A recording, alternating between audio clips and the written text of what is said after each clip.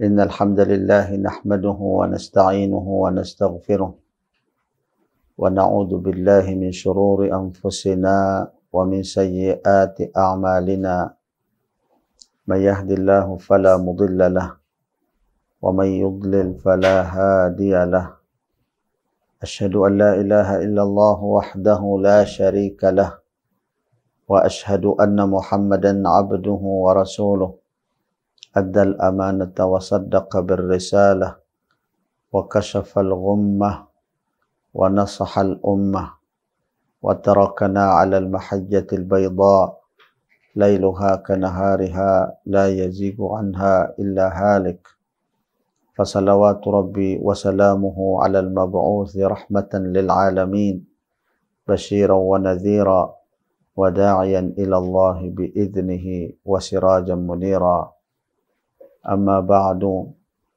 السلام عليكم warahmatullahi wabarakatuh.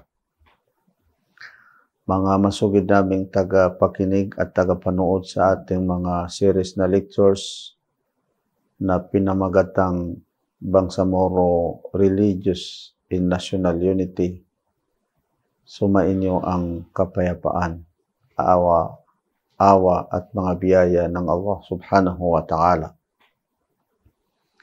Sa ating ika-39 na episode na ito sa ating mga series na lectures, higit sa lahat sa ating pagtatalakay sa tinatawag na alwala o walbara ay ating tatalakayin insyaAllah o kaya ay umpisahan ang mga naitala o mga nabanggit ng mga pantas sa pananampalatayang Islam na tinatawag na al-qawaidu o qawaidu al-wala'i wal-bara. Ibig sabihin ay mga batayan, mga rules o kaya ay mga foundations ng tinatawag na al-wala'u wal-bara. Malinaw mga kapatid at namamalaging ipinapaliwanag natin ang kahulugan o pakahulugan sa tinatawag na al-wala at sa gayon din ang tinatawag na al-bara. Al-bara, al-wala ay ang pagkakampi o pagiging loyal sa Allah subhanahu wa ta'ala, sa sugo ng Allah subhanahu wa ta'ala o sa mga sugo ng Allah subhanahu wa ta'ala, sa mga propeta ng Allah subhanahu wa ta'ala, at ang pagkakampi sa mga nananampalataya o kaya ay sa mga Muslim. At ang al-bara ay nangangahulugang bari. Subalit ang pinakatama at pinakamabigat ang kahulugan ay ang tinatawag na al-bara. Ibig sabihin ay ang pagtatalikod o kaya ay di pagkakampi sa mga di kumakampi, sa mga tumatalikod sa Allah subhanahu wa ta'ala, sa mga di kumakampi sa lahat ng mga tumatalikod o kaya ay hindi loyal sa Allah subhanahu wa ta'ala, hindi loyal sa mga sugo ng Allah subhanahu wa ta'ala, kasama si Propeta Muhammad sallallahu alaihi wasallam at ang mga kasamahan ni Propeta Muhammad sallallahu alaihi wasallam, gayon din ang lahat ng mga nananampalataya o kaya ay sa mga kapatid na mga Muslim. Yun ang ibig sabihin ng al-wala wal-bara. Makikita natin sa mga batayan na ito, mga giliw naming tagapakinig, na nauna ang pagtatalakay dito ika nga sa mga batayan o kaya ay mga rules, mga foundations ng al-wala, al-bara kaysa tinatawag na al-wala. At banggitin natin o kaya ay umpisahan natin ang mga batayan na ito na pinag-usapan ng mga pantas sa pananampalatayang Islam. Isa na yaon si الشيخ الدكتور ناصر بن يحيى الحنيني حفظه الله تعالى. Isa ito sa mga sumulat hinggil sa mga tinatawag na al-qawaid. Mayroon siyang qawaidul wala'i wal bara. Mayroon siyang 10 na naitala o kaya ay naisulat na mga batayan hinggil sa tinatawag na al-wala'u wal bara.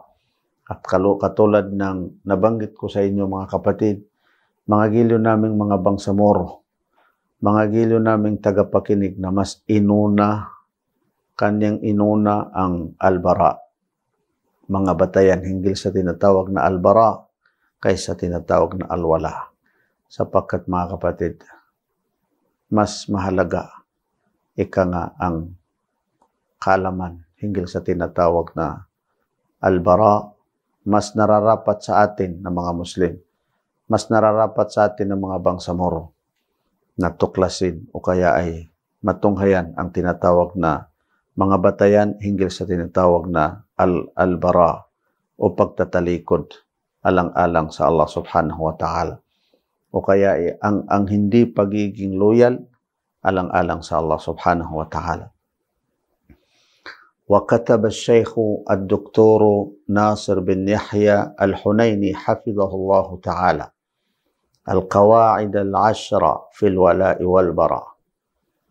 Itong si الشيخ الدكتور ناصر بن يحيى الحنيني, protektahan siya ng Allah subhanahu wa ta'ala. Ay mayroon siyang isinulat na 10 na mga batayan. 10 na mga roles o kaya ay mga foundation sa pananampalatayang Islam na may ugnayan sa tinatawag na al-wala'u wal-bara. Faqala, وَقَدْ جَعَلْتُ أَحْكَامَ الْوَلَاءِ وَالْبَرَاءِ فِي 10 قَوَاعِدَ مُسْتَنْبِطَةٍ مِنْ كِتَابِ اللَّهِ وَسُنَّةِ رَسُولِهِ الْكَرِيمِ صلى الله عليه وسلم. At ang aking anya ay aking ginawa ang mga alituntunin ng tinatawag na al-wala at saka ang tinatawag na al-bara sa mga 10 mga batayan, sa mga 10 mga roles o kaya ay foundations. Napawang ang mga itong 10 daw na mga roles o kaya ay mga batayan ay pawang hinango, pawang nagmula sa mga aklat, sa mga talata mula sa aklat ng Allah subhanahu wa ta'ala. At gayon din sa mga hadis na mula sa sunnah o kaya ay mga tradisyon ni Propeta Muhammad sallallahu alaihi wasallam. Hatta la yahtajja muhtaj. Upang sa gayon ay hindi na makapagbigay ng ikangay katwiran ang sino mang gustong mga twiran Ang sino mang gustong mga twiran na ang tinatawag na al-wala wal bara o kaya ay ang aqidatul wala wal bara ay wala sa pananampalatayang Islam. Wala sa mga katuruan o sa mga aral ng banal na Quran at gayon din ang mga sunnah ni Propeta Muhammad sallallahu alaihi wasallam upang hindi makapagbigay ng batayan o kaya ay makapagtanggi sa mga ito na kumbaga ito ay ay wala sa katuruan ng pananampalatayang Islam. O kaya ay para sa gayon ay matunghayan nila na ito pala ay napakahalaga sa ating pananampalatayang Islam. Itong tinatawag na al-wala'u wal-bara at napakahalaga para sa lahat ng mga ummah al-Islamiyah, sa lahat ng mga ummah Muslima at sa lahat ng mga Bangsamoro upang sa gayon ay makamit natin manumbalik ang pagkakaisa ng mga Bangsamoro. Hindi lamang mga Bangsamoro, bagkus ay lahat ng mga ummah ni Propeta Muhammad sallallahu alaihi wasallam. Wa hadhihi al-qawa'id biikhtisarin ma yali. Itong 10 mga batayan, sabi ni Al-Sheikh Dr. Nasir bin Yahya Al-Hunayni hafizahullahu ta'ala, ay ang mga sumusunod. So inshallah mga gilyo naming tagapakinig, tuklasin nyo itong 10 mga batayan o kaya ay mga roles hinggil sa tinatawag na alwala o walbara upang sa gayon ay maunawaan natin maayos at maging malinaw para sa atin itong tinatawag na alwala o walbara. At ito rin mga kapatid ay karapat dapat na matunghayan natin itong mga batayan sapagkat kung pag-uusapan natin ang pananampalatayang Islam, bakit napakahalaga ang tinatawag na akidah? Ang tinatawag na akidah sapagkat ito ang batayan natin mismo sa ating pananampalatayang Islam. Ito ang pinaka-foundation ng ating pananampalatayang Islam. Kapag mawala sa tao, sa Muslim ang kanyang akidah, kapag mahina ang kanyang akidah, kailanman ay hindi matatag sa kanya, hindi siya magiging matatag sa kanyang pananampalataya. Bagkus ay hindi niya masunod ang mga karapat-dapat bilang isang Muslim na sumusunod at nananampalataya sa kaysaysahan ng Allah subhanahu wa ta'ala. Sabi ni Sheikhul Islam Ibn Taymiyyah, tuklasin niyo mga kapatid, sapagkat ito ang kahalagahan ng tinatawag na akidah at batid natin na itong akidatul wala'i wal bara ay kabilang sa napakahalaga sa mga akidah, sa mga creed sa ating pananampalatayang Islam. Sabi ni Sheikhul Islam Ibn Taymiyyah, al-aqidatu hiya al-asas alladhi tubna alayhi al-ibadatu wal-a'malu wat-tasawurat. Ang akida daw ang siyang pinaka-foundation upang sa gayon, ito ang magiging batayan. Ito ang magiging basihan sa ating mga pagsasamba sa Allah subhanahu wa ta'ala. Mga giliw naming tagapakinig, kapag mawalan ka ng akida o maging mahina ka sa iyong akida, kailanman ay hindi ka rin maging matatag sa iyong mga pagsasamba sa Allah subhanahu wa ta'ala. Bagkus ay hindi mo matuntunan ang tamang katuruan ng pananampalatayang Islam hinggil sa tinatawag na ibadah o ibadat o kaya ay mga pagsasamba sa Allah subhanahu wa ta'ala. Al-aqidatu hiya al-asas alladhi tubna alayhi al-ibadatu wal-a'malu, at gayon din ang mga gawain ng tao. Batin natin mga kapatid, lahat ng mga ginagawa natin, kahit pa yung mga kaugalian natin, yung mga mga traditions natin, kahit wala pa sa pananampalatayang Islam, kung ito ay hindi labag sa pananampalataya at kung ito ay gagawin natin alang-alang sa Allah subhanahu wa ta'ala, katulad ng pagkain, pag-inom, kapag ginagawa natin ito mga kapatid, normal na ginagawa natin, katiyakan mga kapatid na magiging pagsasamba sa Allah subhanahu wa ta'ala. Yan ang sinabi ng mga pantas. Magiging pagsasamba ang lahat ng mga ginagawa natin, lahat ng mga kaugalian natin, kung ito ay gagawin natin alang-alang sa Allah subhanahu wa ta'ala. Uminom tayo, kumain tayo, matulog tayo. Kung ito ay para sa Allah subhanahu wa ta'ala, katiyakan mga kapatid na para nating sinamba ang Allah subhanahu wa ta'ala. Na kapag may sagawa natin ang pagsasamba sa Allah subhanahu wa ta'ala, katiyakan mga giliw naming tagapakinig na pagkakaluban tayo ng Allah subhanahu wa ta'ala ng gantimpala sa pagdating ng araw ng paghukom. So, ayon pa sa kay Sheikhul Islam Ibn Taymiyyah, al-aqidatu hiya al-asas alladhi tubna alayhi al-ibadatu wal-a'mal wal-'adatu wat-tasawurat. Ang siyang pinagbatayan natin sa lahat ng mga pagsasamba natin, sa lahat ng mga ginagawa natin, sa lahat ng mga traditions natin, gayon din ang ating mga pag-iimahin Gayon din ang ating mga pag-iisip.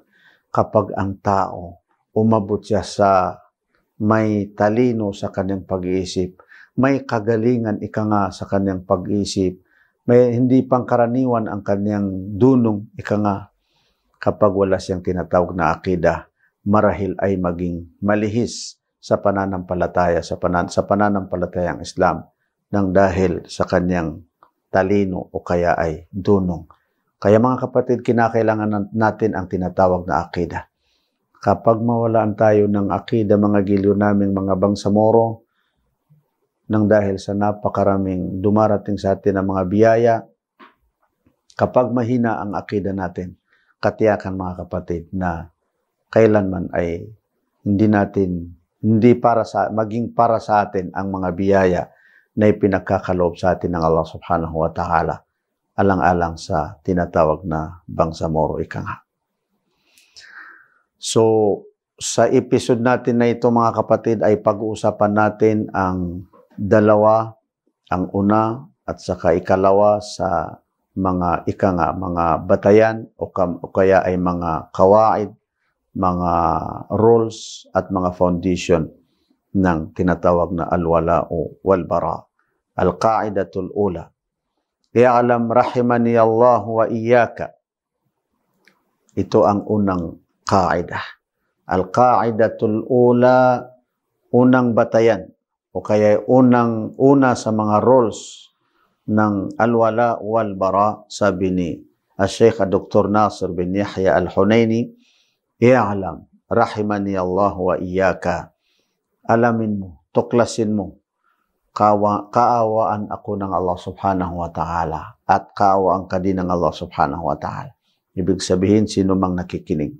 Inna wujuba mu'adatil kuffari wa bughduhum wa tahrimu muwalatihim wa mahabbatuhum جاءت في كتاب الله صريحة ومتنوعة بل إنها في صراحتها لا تخفى على العالم ولا العام ولا على حتى الصغير غير المكلف بل نص أهل العلم على أنه ليس في كتاب الله تعالى حكم فيه من الأدلة أكثر ولا أبين من هذا الحكم بعد وجوب التوحيد وتحريم ضده.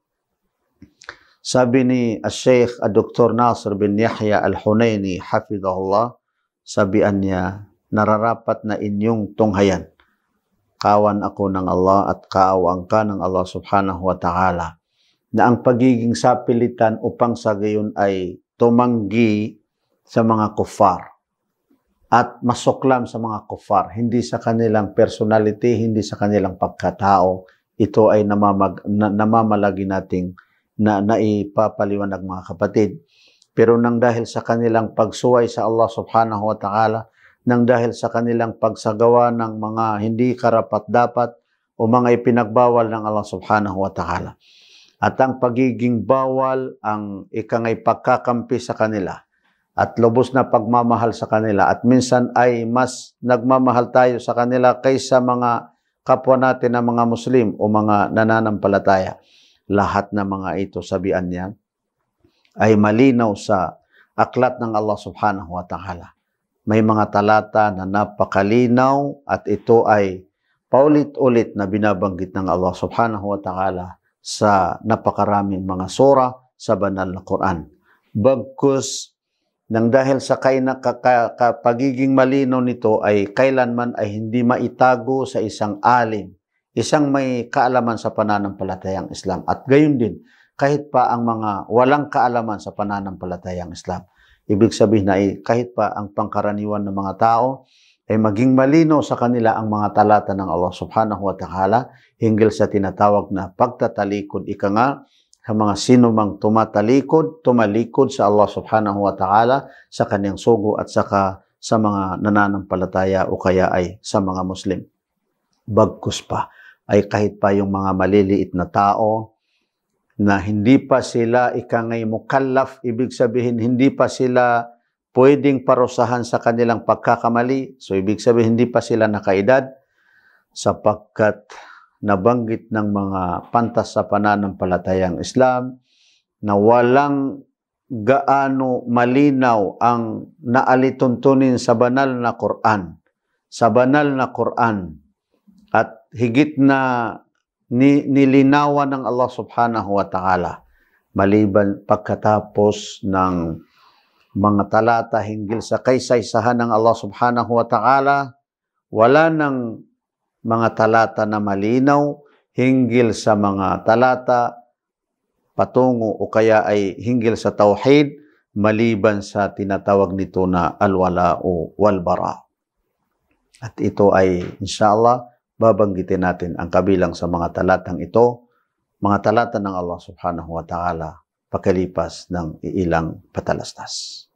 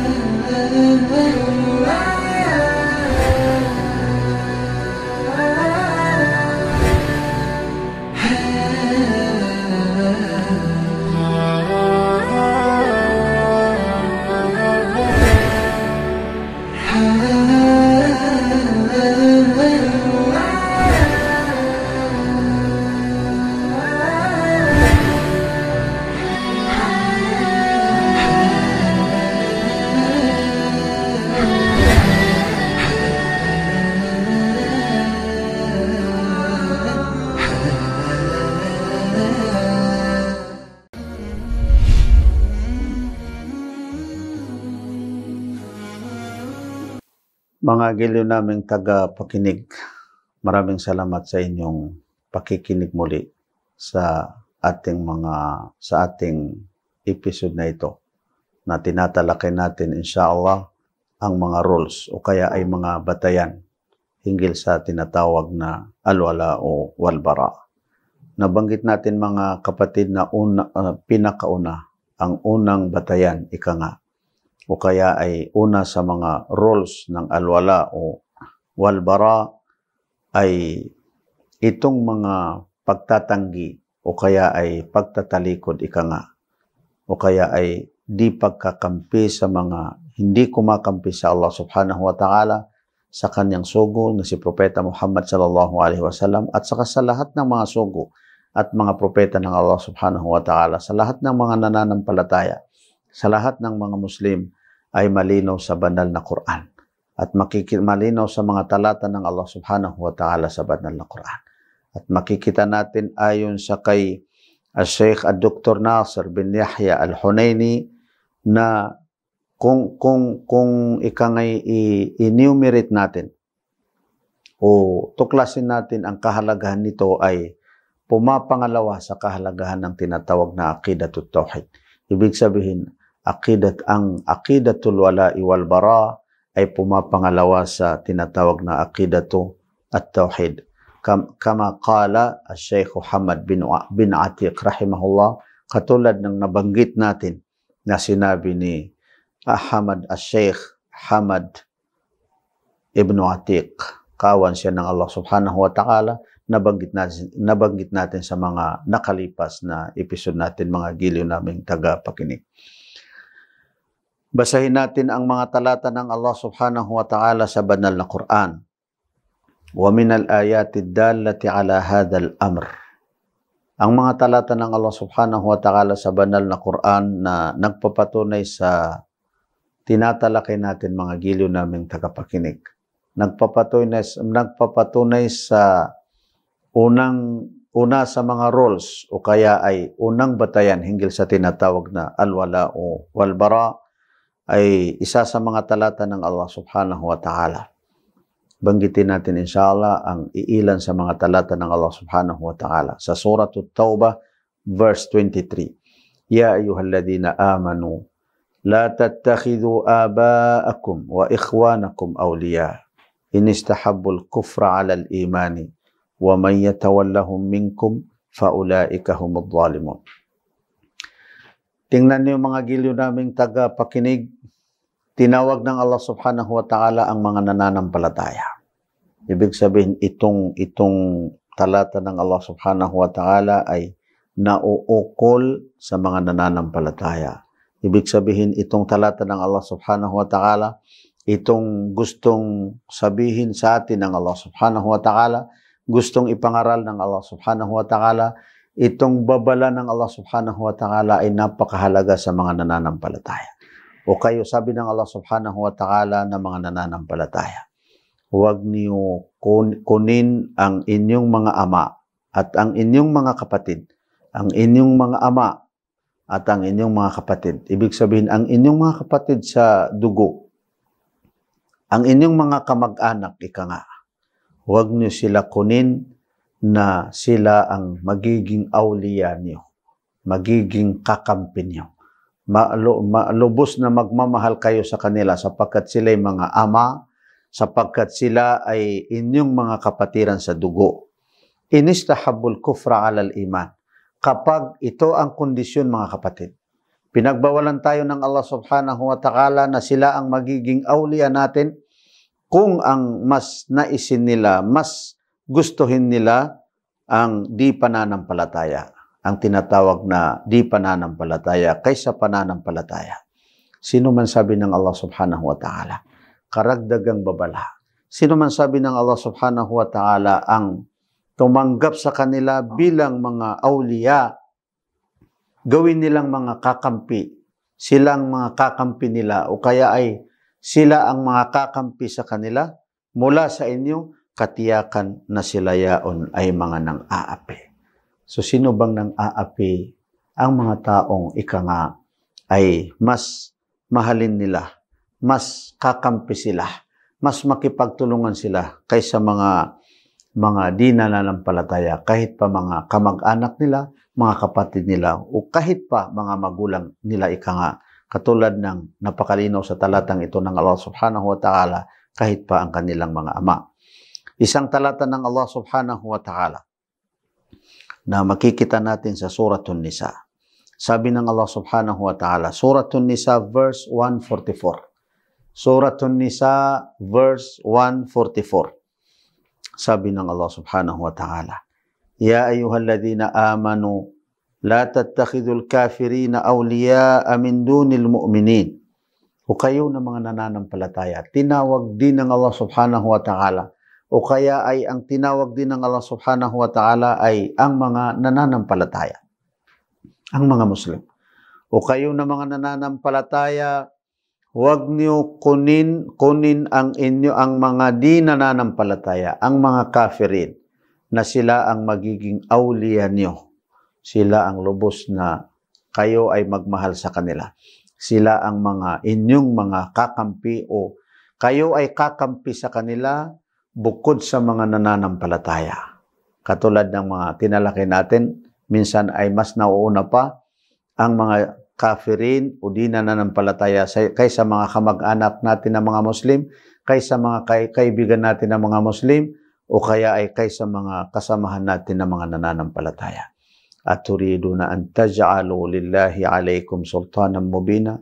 Gusto ba niyo, sabi ng Allah subhanahu wa ta'ala, na gagawin niyo para sa Allah subhanahu wa ta'ala na magiging laban sa inyo, magiging kalaban sa inyo, ang ikangay malinaw na kapangyarihan. Malinaw na kapangyarihan, ibig sabihin mga kapatid ay hindi kayo kakampihan ng Allah subhanahu wa ta'ala sapagkat hindi kayo kumakampi sa Allah subhanahu wa ta'ala. Hindi kayo kumakampi sa sugo ng Allah subhanahu wa ta'ala. Hindi kayo kumakampi sa mga nananampalataya. Mas kumakampi kayo sa mga di nananampalataya kaysa mga nananampalataya. Sa Suratul Mumtahina verse 1, sabi ng Allah subhanahu wa ta'ala, Ya ayyuhalladhina amanu la tattakhidhu aduwwi wa aduwwakum awliya tulquna ilayhim bil mawaddati wa qad kafaru bima ja'akum minal haqq. Sabi ng Allah subhanahu wa ta'ala, tinawag naman din ng Allah subhanahu wa ta'ala ang mga nananampalataya o kayo na mga nananampalataya, huwag niyo kunin ang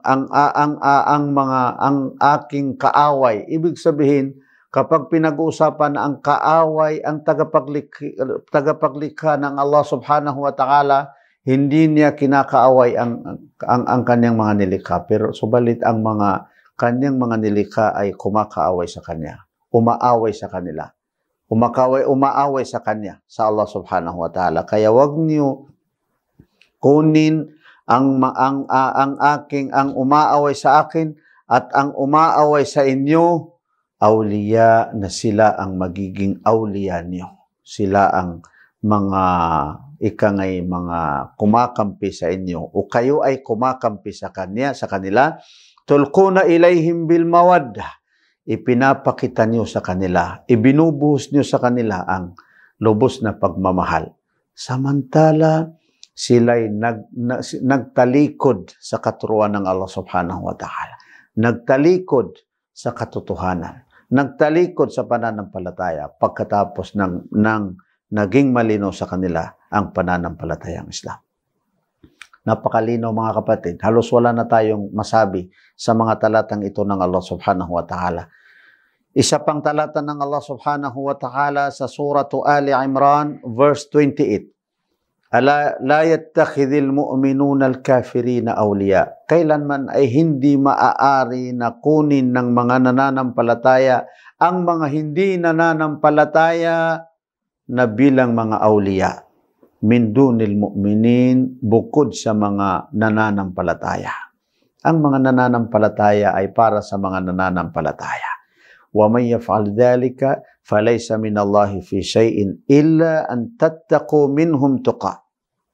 Sino man ang gagawa ng yaon, ibig sabihin ay kunin niya isang nananampalataya, mas gustuhin niya na kakampi sa kanya o mas gusto niyang kumampi sa mga di nananampalataya laban sa mga nananampalataya o kaya ay bukod sa mga nananampalataya.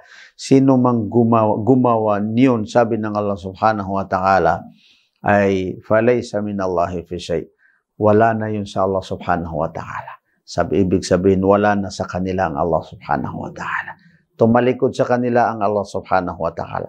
Subalit mayroong exemption mga kapatid, ila an tattaqu minhum tuqa, maliban kung kayo ay natatakot sa kanila ng pagkatakot. Ibig sabihin, sa ating pananampalatayang Islam, sa Ahlus Sunnati wal Jama'ah, kapag sa panahon ng mahina tayo, pwede sa atin yung tinatawag na tuqya, pero hindi tuqya ng mga Shia, sapagkat ang tuqya ng mga Shia ay pagpapakita ng tama, pagpapakita ng katwiran, subalit iba ang kanilang itinatago. Subalit yun ay ayon sa kanilang pananampalataya. Yun ay bilang pagsasamba ayon sa kanila. Sa atin mga kapatid, kapag mahina tayo, wala tayong lakas, wala tayong magagawa. So pwede tayo magtokya, pwede tayo maingat pwede natin hindi masabi ang karapat-dapat na sabihin, hindi magawa ang karapat-dapat ng sabihin kung hindi tayo malakas, kung tayo ay mahina, sapagkat natatakot tayo. Pero kailanman ay hindi maging matakot ang kalooban natin. So ibig sabihin, sabi ng mga ulama, at ito ay lubos na ipaliwanag natin sa mga susunod na episode natin, ito yaon yung tuqya, yung pagpapakita ng labag sa kalooban natin, pero sa pamamagitan ng dila lamang natin. Sa pamamagitan ng dila lamang natin, hindi sa pamamagitan ng kalooban natin. Ibig sabihin, mayroon tayong sinasabi na taliwas sa kalooban natin. Pero ang kalooban natin ay hindi natin gusto yung sinasabi natin. Nasasabi lamang natin, nagagawa natin, sapagkat natatakot tayo sa ating mga sarili, sapagkat tayo ay sa panahon ng tayo ay nasa sitwasyon na kailangan natin magtago. Nasa sitwasyon na mahina tayo mga giliw namin tagapakinig. Yan mga kapatid ang una sa mga roles o kaya ay mga batayan hinggil sa tinatawag na alwala o walbara. At dito tayo inshallah sa ikalawang roles o kaya ay batayan ayon sa kay Sheikh Dr. Nasir bin Yahya Al-Hunaini. Protektahan siya ng Allah subhanahu wa ta'ala. Naqul, sabihin natin mga kapatid, al-qa'idatu thaniyah, anna al-wuqu'a fi hadha al-munkar al-'azim wal-jurm al-khatir ala wa huwa muwalatul kuffari wa mahabbatuhum aw tawallihim wa nusratuhum qad yakhruju al-insanu min dinil islami bil kulliyati binass kitabillahi azza wa jalla la binass al-bashar wasma ila qawlillahi azza wa jalla. Kapag ang pagkakamali hinggil sa paksang ito, ibig sabihin, ikaw ay makagawa na labag sa pinag-usapan natin na minsan ay mas magmahal ka, kumakampi ka, makipagtulungan ka sa mga kuffar o sa mga di nananampalataya laban sa mga Muslim o kaya ay laban sa mga nananampalataya. Yan sabi niya ay napakalaking kasalanan at yan ay napakalaking crime, napaka-critical na crime at yan sabian niya ay minsan ay mailabas niya ang tao mula sa pananampalatayang Islam ng lubusan nga. Nang dahil sa mga malinaw na mga talata ng Allah subhanahu wa ta'ala, hindi lamang mga talata o mga sinabi ng mga tao, hindi lamang sinabi ng mga pantas, bagkus ay mismo sinabi ng ating mahal na tagapaglikha ang Allah subhanahu wa ta'ala. Pakinggan niyo mga giliw naming tagapakinig ang isa sa mga talata ng Allah subhanahu wa ta'ala. Ya ayyuhalladhina amanu la tattakhidhul yahuda wan nasara awliya'a ba'duhum awliya'u ba'd. O kayo na mga nananampalataya, marahil itong talatang ito ay nabanggit na natin sa mga unang episode natin mga kapatid. Pero sapagkat ito ay nabanggit ni Al-Sheikh Dr. bin Nasir ibn Yahya Al-Hunaini, so kinakailangan nabanggitin natin mga kapatid. Sabi ng Allah subhanahu wa ta'ala, o kayo na mga nananampalataya, huwag niyo kunin ang mga Hudyo at saka mga Kristiyano na sila ang inyong mga awliya. Sapagkat sila ay kumakampi, sila ay nagkakampihan sa isa't isa. Sabi ng Allah subhanahu wa ta'ala, وَمَنْ يَتَوَلَّهُمْ مِنْكُمْ فَإِنَّهُ مِنْهُمْ. Sapagkat sino man ang kakampi sa kanila, lubos na magmahal sa kanila kaysa mga nananampalataya at makipagtulungan sa kanila laban sa mga nananampalataya, katiyakan na sila'y kasama nila. Katiyakan na sila'y kasama nila. Inna Allah la yahdil qawma adh-dhalimin. Katotohanan ng Allah subhanahu wa ta'ala, hindi niya pinapatnubayan ang mga tao na mga nang-aapi. Ito mga kapatid ay makikita natin sa Surah Al-Ma'idah verse 51. At inshallah ay ipagpatuloy natin ang pagtatalakay natin sa mga rules o kaya ay mga batayang ito hinggil sa tinatawag na alwala o walbara sa susunod na episode natin. Maraming salamat sa inyong pakikinig. Hanggang dito lamang mga giliw naming tagapakinig. Wassalamu alaikum warahmatullahi wabarakatuh.